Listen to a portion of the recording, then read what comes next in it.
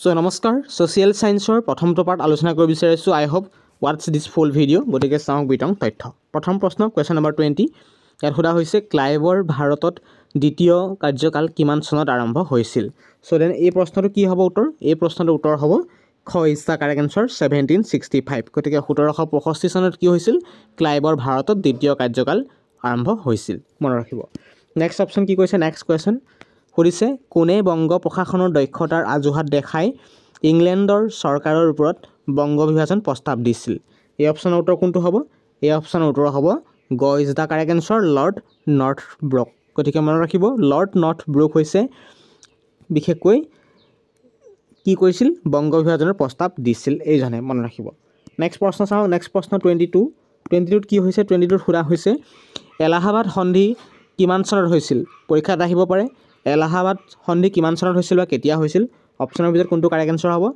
অপচনৰ ভিতৰত correct answer হ'ব ক ইজ দা কাৰেক্ট আনসাৰ হেয়া হৈছে কি হ'ব 1765 গতিকে অতি ইম্পৰ্টেন্ট হেয়া হৈছে কি 1765 1765 চনত কি হৈছিল এলাহাবাদ সন্ধি হৈছিল গতিকে নেক্সট অপচন আগবাঢ়িছো next option 23 next question important নহয় যেটো মনত ৰাখিব ঐক্যবদ্ধ বংগ এটা বৃহৎ শক্তি দ্বিখণ্ডিতকৰণে বৃহৎ বংগ শক্তিক ভাঙি চিঙি চুৰমাৰ কৰিব কথাকাৰ কাৰ আছিল এই অপচনৰ শুদ্ধ উত্তৰ কোনটো হ'ব এই অপচনৰ শুদ্ধ উত্তৰ হ'ব ক is the correct answer Howard বিজলিৰ মনত ৰাখিব নেক্সট অপচন আগবাঢ়িছো নেক্সট প্ৰশ্ন 24 হৈছে 1905 চনৰ কিমান তাৰিখে বংগভংগৰ দিন ধাৰ্য কৰা হৈছিল অতি ইম্পৰ্টেন্ট প্ৰশ্ন এনেকা প্ৰশ্ন আপুনি কত বিচাৰি নাপায় আমি 10ৰ যিখিনি পৰীক্ষাৰ ইম্পৰ্টেন্ট হেই কালেক্ট কৰি আমি আপোনালোকক ডিএমই পৰীক্ষা যদি হাইকোৰ্টৰ প্ৰস্তুতি চলাই আছে হেখিনি বাবে ইম্পৰ্টেন্ট অনাগত আহিবলগীয়া পৰীক্ষা অসম পুলিচৰ বাবে অতি ইম্পৰ্টেন্ট এখিনি পইণ্ট মন ৰাখি যাও এখন ক্লাছ 10ৰ লেভেলৰ প্ৰশ্ন আমি কালেকচন কৰি আপোনাক দিয়া হৈছে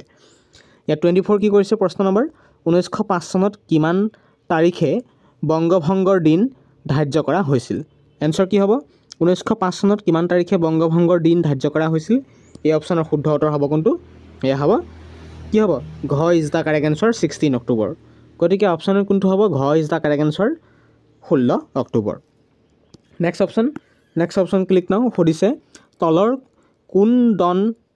কোনজন হ'ব লাগে তলৰ কোনজন বংগ বিভাজনৰ সময়ৰ জাতীয়তাবাদী নহয় তলৰ কোনজন বংগ বিভাজনৰ সময়ৰ জাতীয়তাবাদী নহয় এই অপচনৰ শুদ্ধ উত্তৰ কোনটো হ'ব 25ৰ খ is the correct answer Mahatma Gandhi গতিকে মনত ৰাখিব মহাত্মা গান্ধী দেখাৰ লগে লগে আপোনালোকে বংগ বিভাজনত জড়িত আছিল বুলি সিলেক্ট কৰি নিদিব মনত ৰাখিব গতিকে কি কৈছে যে মহাত্মা গান্ধী বংগ বিভাজনৰ সময়ৰ জাতীয়তাবাদী নহয় মনত ৰাখিব নেক্সট আমি এটো সাইডত থাকি যোৱা প্ৰশ্নখিনি পুনৰ আলোচনা কৰিছো এফালে আছিল 26ৰ পৰা যেটো প্ৰশ্নখিনি অলপ আমি কালেকচন কৰিছো যেটো অলপ আমি ষ্ট্ৰাকচাৰটো বনোৱা হালহলনি হৈছে সঞ্জীৱনী পত্ৰিকাৰ সম্পাদক কোন আছিল সঞ্জীৱনী পত্ৰিকাৰ সম্পাদক কোন আছিল অপচনৰ ভিতৰত শুদ্ধ উত্তৰ কোনটো হ'ব অপচনৰ ভিতৰত শুদ্ধ উত্তৰ হ'ব গ ইজ দা কাৰেক্ট আনসাৰ কি হ'ব গ ইজ দা কাৰেক্ট আনসাৰ কোনটো এইটো গ is the correct answer Krishna Kumar Mitra গতিকে মনত ৰাখিব এইটো টাইপিং পেইন্টিং মিষ্টেক হৈছে মোৰ সিলেক্ট কৰা গ is the correct answer Krishna Kumar Mitra গতিকে কৃষ্ণ কুমাৰ মিত্ৰ কিহৰ বাবে ইম্পৰ্টেন্ট তেওঁ সঞ্জীৱনী পত্ৰিকাৰ সম্পাদক আছিল এনেদৰে মনত ৰাখিব নেক্সট পইণ্ট হৈছে 27 নম্বৰ 27 বাল গংগাধৰ তিলক জনপ্ৰিয় হিচাপে কি নামেৰে খ্যাত বাল গংগাধৰ তিলক জনপ্ৰিয় হিচাপে কি নামেৰে খ্যাত অপচনৰ ভিতৰত কোনটো কাৰেক্ট আনসাৰ হ'ব হেয়া হ'ব কাৰেক্ট আনসাৰ হ'ব ক is the correct answer Lokmanya পৰীক্ষাত আহিব পাৰে লোকমান্য কোন তেতিয়া অপচনৰ ভিতৰত কোন হ'ব বাল গংগাধৰ তিলক নেক্সট অপচন যে 28 নম্বৰ সুধিছে বংগৰ একত্ৰীকৰণ ক'ত হৈছিল বংগৰ একত্ৰীকৰণ ক'ত হৈছিল এই অপচনৰ শুদ্ধ উত্তৰ কোনটো হ'ব এই অপচনৰ শুদ্ধ উত্তৰ হ'ব খ ইজ দা কাৰেক্ট আনসাৰ দিল্লীত গতিকে দিল্লীত কি হৈছিল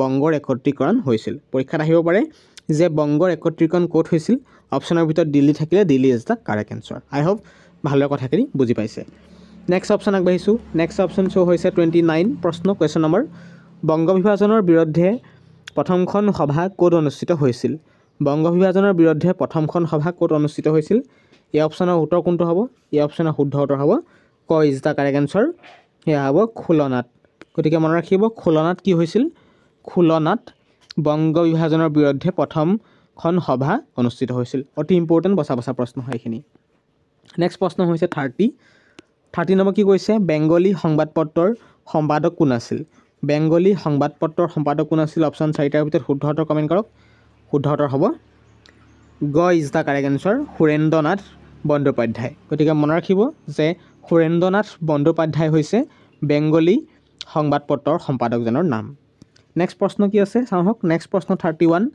ভাই ভাই এক ঠাই প্ৰবন্ধৰ লিখক হ'ল ভাই ভাই এক ঠাই প্ৰবন্ধৰ লিখক কোন অপশ্যনৰ ভিতৰত শুদ্ধটো কোনটো হ'ব ক is the correct answer Rabindranath Thakur গতিকে মনত ৰাখিব Rabindranath Thakur is the correct answer option হৈছে 33 নম্বৰ প্ৰশ্ন কুৱেশ্যন নম্বৰ 33 ক কোনে বংগমাতাৰ ছবি অংকন কৰিছিল কোনে বংগমাতাৰ ছবি অংকন কৰিছিল অপশ্যনৰ ভিতৰত শুদ্ধটো কোনটো হ'ব এই অপশ্যনৰ ভিতৰত শুদ্ধ উত্তৰ হ'ব অপশ্যন নম্বৰ কোনটো হ'ব এই অপশ্যনৰ ভিতৰত শুদ্ধ উত্তৰ হ'ব ক is the correct answer Abantinath Thakur গতিকে মনত ৰাখিব অৱন্তীনাথ ঠাকুৰ কি কৰিছিল বংগমাতাৰ ছবি অংকন কৰিছিল নেক্সট অপশ্যন আগবাঢ়িছোঁ নেক্সট অপশ্যন হৈছে কুৱেশ্যন নম্বৰ 34 বংগৰ অংগছেদ নাটকখন কোনে লিখিছিল বংগৰ অংগছেদ নাটকখন কোনে লিখিছিল অপশ্যনৰ ভিতৰত শুদ্ধটো কোনটো হ'ব অপশ্যনৰ ভিতৰত শুদ্ধ উত্তৰ হ'ব অপশ্যন নম্বৰ খ is the correct answer Amarendra Nath গতিকে মনত ৰাখিব অমৰেন্দ্ৰ নাথে বংগৰ অংগছেদ নাটকখন লিখিছিল নেক্সট অপশ্যন নেক্সট কুৱেশ্যন আগবাঢ়িছোঁ নেক্সট প্ৰশ্ন অতি ইম্পৰ্টেণ্ট সেয়া মোষ্ট ইম্পৰ্টেণ্ট প্ৰশ্ন যিহেতু মাজে মাজে লাভ কৰি থাকিব বন্দে মাতৰম সংবাদপত্ৰখনৰ সম্পাদক আছিল বন্দে মাতৰম সংবাদপত্ৰখনৰ সম্পাদক কোন আছিল অপশ্যনৰ ভিতৰত শুদ্ধটো কোনটো হ'ব সেয়া হ'ব গ ইজ দ্য কাৰেক্ট এনসাৰ সেয়া হৈছে অৰবিন্দ ঘোষ গতিকে মনত ৰাখিব অৰবিন্দ ঘোষ হৈছিল বন্দে মাতৰম সংবাদপত্ৰখনৰ সম্পাদকজনৰ নাম নেক্সট অপশ্যন কি কৈছে 36 নম্বৰ প্ৰশ্ন স্বদেশী আন্দোলনত ভাগ ল'বলৈ ছাত্ৰসকলক উদ্দেশ্যে কোনে জাননী জাৰি কৰিছিল স্বদেশী আন্দোলনত ভাগ ল'বলৈ ছাত্ৰসকলক উদ্দেশ্যে কোনে জাননী জাৰি কৰিছিল অপশ্যনৰ ভিতৰত শুদ্ধটো কোনটো হ'ব 36ৰ ক is the correct answer W Carlyle গতিকে মনত ৰাখিব ডব্লিউ কাৰ্লাইলে জাৰি কৰিছিল জাননী নেক্সট অপশ্যন হৈছে 37 চ' 37 ইম্পৰ্টেণ্ট এণ্টি চাৰ্কুলাৰ ছ'চাইটিৰ সভাপতি কোন আছিল এণ্টি চাৰ্কুলাৰ ছ'চাইটিৰ সভাপতি আছিল অপশ্যনৰ ভিতৰত কাৰেক্ট এনসাৰ কোনটো হ'ব ক is the correct answer Rabindranath Thakur গতিকে মনত ৰাখিব ৰবীন্দ্ৰনাথ ঠাকুৰ কি আছিল এণ্টি চাৰ্কুলাৰ ছ'চাইটিৰ সভাপতি আছিল নেক্সট অপশ্যন আকৌ আমাৰ এইটো চাইডে আছে নেক্সট অপশ্যন যিহেতু এইফালে 38 ইম্পৰ্টেণ্ট বংগজাতীয় বিদ্যালয় কোনে প্ৰতিষ্ঠা কৰিছিল বংগজাতীয় বিদ্যালয় কোনে প্ৰতিষ্ঠা কৰিছিল অপশ্যনৰ ভিতৰত শুদ্ধটো কোনটো হ'ব গ is the correct answer Rabindranath ঠাকুৰে সেইটো পাৰি মনত ৰাখিব নেক্সট পইণ্ট হ'ল 39 সুধিছে জাতীয় শিক্ষা পৰিষদ ক'ত গঠন হৈছিল জাতীয় শিক্ষা পৰিষদ ক ইজ দ্য কাৰেক্ট এনসাৰ এইটো হ'ব কি কলিকতা টাউন হলত গতিকে মনত ৰাখিব কলিকতা টাউন হলত জাতীয় শিক্ষা পৰিষদ গঠন কৰা হৈছিল বা গঠন হৈছিল নেক্সট অপশ্যন আগবাঢ়িছোঁ নেক্সট অপশ্যন 40 নম্বৰ প্ৰশ্ন 1906 চনৰ কিমান তাৰিখে জাতীয় শিক্ষা পৰিষদ গঠন হৈছিল 1906 চনৰ কিমান তাৰিখে জাতীয় শিক্ষা পৰিষদ গঠন হৈছিল অপশ্যনৰ ভিতৰত শুদ্ধটো কোনটো হ'ব গ ইজ দ্য কাৰেক্ট এনসাৰ 11 মাৰ্চত গতিকে 11 মাৰ্চত 1960 চনত জাতীয় শিক্ষা পৰিষদ গঠন হৈছিল নেক্সট অপশ্যন লাইবিছোঁ next option click now next option হৈছে 41 স্বদেশী ভাণ্ডাৰৰ প্ৰতিষ্ঠাপক কোন আছিল স্বদেশী ভাণ্ডাৰৰ প্ৰতিষ্ঠাপক কোন আছিল অপশ্যনৰ ভিতৰত কোনটো হ'ব খ ইজ দ্য কাৰেক্ট এনসাৰ সেয়া হৈছে ৰবীন্দ্ৰনাথ ঠাকুৰ গতিকে অতি ইম্পৰ্টেণ্ট প্ৰশ্ন কৈ আছোঁ মই খুব ইম্পৰ্টেণ্ট প্ৰশ্ন দি আছোঁ নেক্সট প্ৰশ্ন হৈছে 42 সুধিছে 1906 চনত কিমান তাৰিখে মুছলিম লীগ গঠন হৈছিল অতি ইম্পৰ্টেণ্ট আগত আহি থকা 1906 চনত কিমান তাৰিখে মুছলিম লীগ গঠন হৈছিল আমি নিশ্চয় গম পাওঁ 1906 চনত মুছলিম লীগ গঠন হৈছিল কিন্তু কোন তাৰিখে গঠন হৈছিল সেইটো জনাটো খুব ইম্পৰ্টেণ্ট এই অপশ্যনৰ শুদ্ধ উত্তৰ কোনটো হ'ব এই অপশ্যনৰ শুদ্ধ উত্তৰ হ'ব ক is the correct answer 30 December বা 30 ডিচেম্বৰত কি হৈছিল 1906 চনত মুছলিম লীগ গঠন হৈছিল মনত ৰাখিব নেক্সট অপশ্যন নাও ক্লিক চ' দেন নেক্সট অপশ্যন হৈছে নেক্সট অপশ্যন 43 নম্বৰ মুছলিম লীগৰ গঠনত কোনজন ভাইচৰৰ অৰিহণা আছিল মুছলিম লীগৰ গঠনত কোনজন ভাইচৰৰ অৰিহণা আছিল এই অপশ্যনৰ উত্তৰ কোনটো হ'ব এই অপশ্যনৰ উত্তৰ হ'ব খ ইজ দ্য কাৰেক্ট এনসাৰ সেয়া হৈছে লৰ্ড মিণ্টু বা কোনজন ভাইচৰৰ দিনত মুছলিম লীগ গঠন হৈছিল তেতিয়া উত্তৰ কি হ'ব ছেম হ'ব লৰ্ড মিণ্টু কাৰণ লৰ্ড মিণ্টুৰ সময়তে কি হৈছিল মুছলিম লীগ গঠন হৈছিল এইটো প্ৰশ্নৰ উত্তৰ এইটোৱে মনত ৰাখিব তেওঁ অৰিহণা যোগাইছিল গতিকে নেক্সট প্ৰশ্ন আগবাঢ়িছোঁ নেক্সট প্ৰশ্ন হৈছে 44 কুৱেশ্যন নম্বৰ 44 সুধিছে চাওক কুৱেশ্যন নম্বৰ 44 কিহৰ জৰিয়তে মুছলমানসকলে পৃথক নিৰ্বাচনৰ সুবিধা লাভ কৰিছিল কিহৰ জৰিয়তে মুছলমানসকলে পৃথক নিৰ্বাচনৰ সুবিধা লাভ নম্বৰ হৈছে কুৱেশ্যন নম্বৰ 45 সুধিছে কিমান চনত মুছলিম লীগৰ কাৰ্যালয় লক্ষ্ণৌলৈ নিয়া হয়? কিমান চনত মুছলিম লীগৰ কাৰ্যালয় লক্ষ্ণৌলৈ নিয়া হয়? এই অপশ্যনৰ কাৰেক্ট এনচাৰ কোনটো হ'ব?